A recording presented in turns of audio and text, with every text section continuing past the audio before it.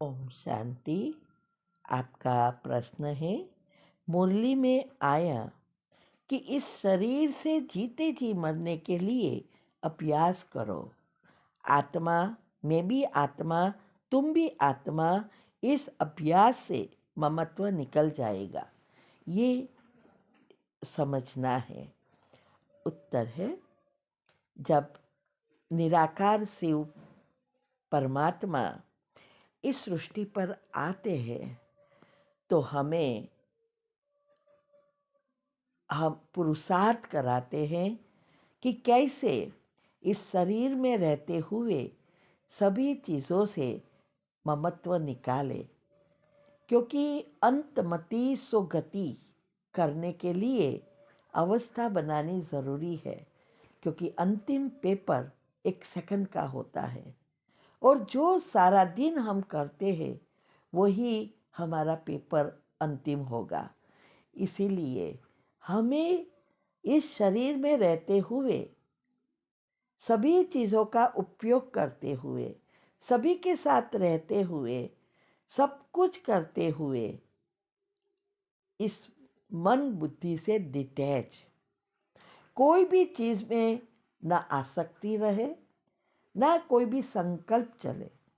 जैसे कोई व्यक्ति की मृत्यु होती है तब वो सब कुछ छोड़ के चला जाता है, जो चीज़ जहाँ है वहाँ रह जाती है, कंप्लीटली डिटैच। ऐसे ही अगर हमें अंतमति सो गति करनी है तो हमें ये पुरुषार्थ करना है कि कोई भी चीज़, न खाना पीने की, न घूमने फिरने की, कपड़े की, हर एक का शौक अलग अलग है, तो सभी चीज़ों से डिटैच होना है।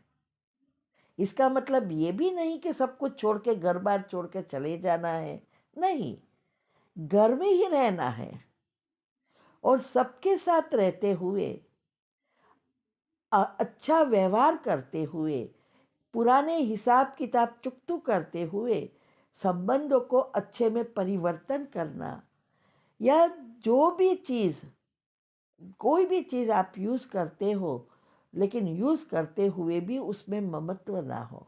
और इसके लिए आत्मिक स्मृति बनाना बहुत ज़रूरी है। और आत्मिक स्मृति तब आएगी जब हम विधि जो बताई है शिव बाबा ने वो एक्यूरेट फॉलो करेंगे। इसके लिए योग की पहली अवस्था पक्की करनी बहुत ज़रूरी है और उसकी वीडियो आपको यूट्यूब पर भी मिलेगी और तीव्र पुरुषार्थ ग्रुप में भी आती है। तो वो जो विधि हम अपनाएंगे तो एक हमारे अंदर एक स्मृति बन जाएगी, उसको रटने की ज़रूरत नहीं है। तो नेचुरली हम किसी के सामने खड़े होंगे या कोई हमें कोई कुछ बुरा भला कहता है तो भी हमें अंदर से तुरंत स्मृति ऐसी है कि ये आत्मा है, उसका कोई दोस्त नहीं है, मेरा ही दोस्त था। कभी मैंने कुछ पिछले जन्म में ऐसा व्यवहार किया है और वो आत्मा अभी ये आई है। जब हम आत्मिक स्मृति में रहते हैं तो हमें उस आत्मा का अवगुण न देखकर गुणों ही देखेंगे। लेकिन जब हम शरीर में देखते हैं, माना शरीरधारी की तरह देखते हैं, तो उसके सारे अवगुण बाहर आते हैं, दिखाई देता है। इससे हमारे पाप कर्म बढ़ते हैं।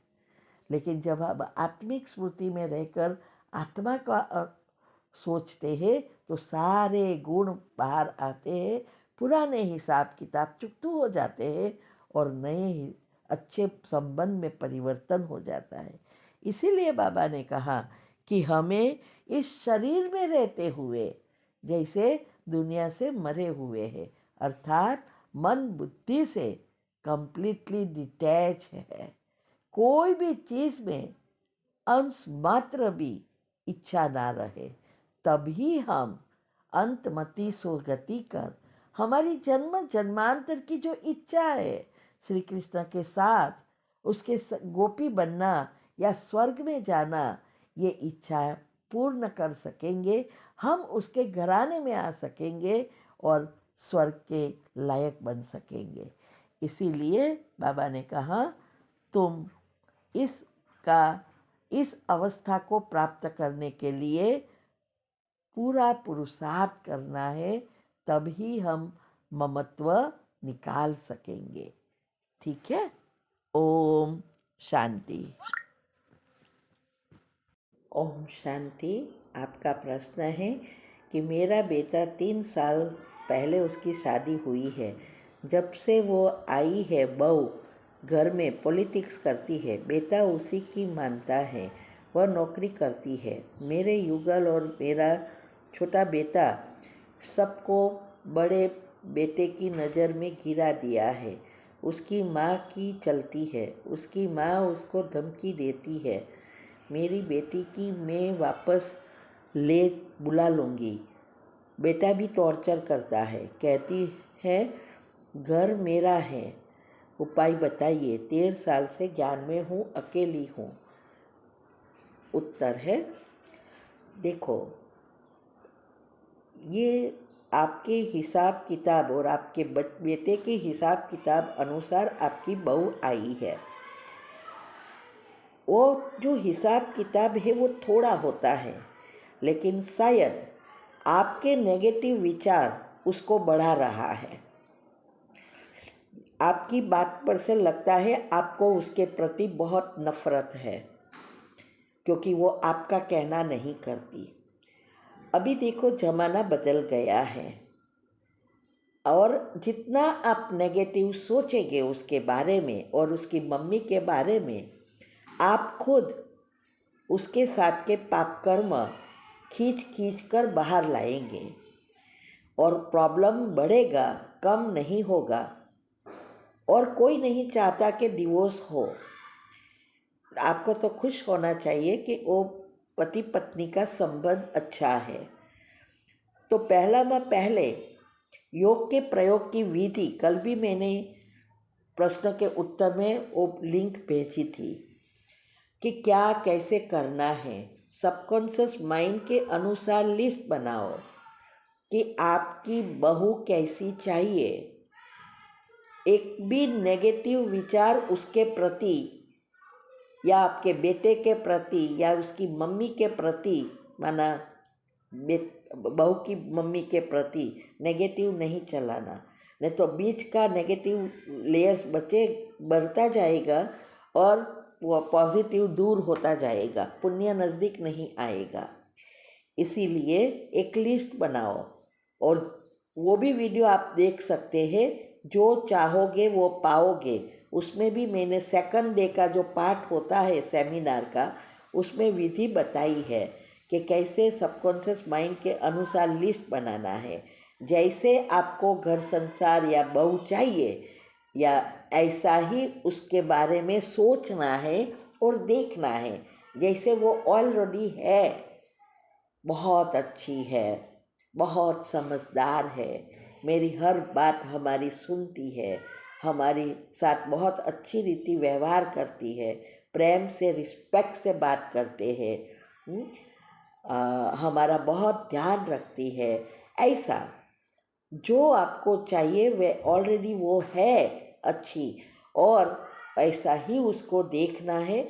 और उसके बारे में कैसे 3 बार नेगेटिव विचार को कैंसल करना, कैसे पॉजिटिव पढ़ना, सुबह में उठकर माफ़ी की कमेंट्री, इस सभी आत्माओं के साथ आपके बेटे, आपके वो जो भी लड़की के पेरेंट्स वगैरह सबको विजुअलाइज करके क्षमा की कमेंट्री करके उसको जो आपने लिस्ट बनाया वो दोहराना है।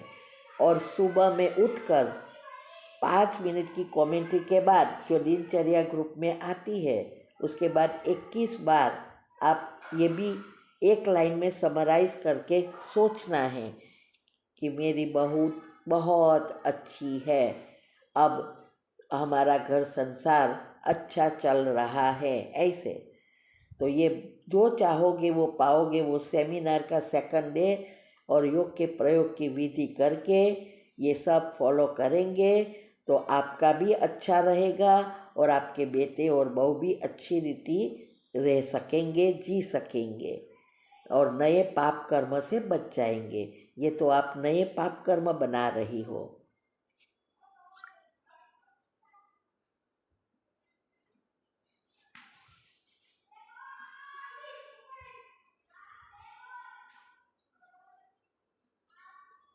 ओम शांति। आपका प्रश्न है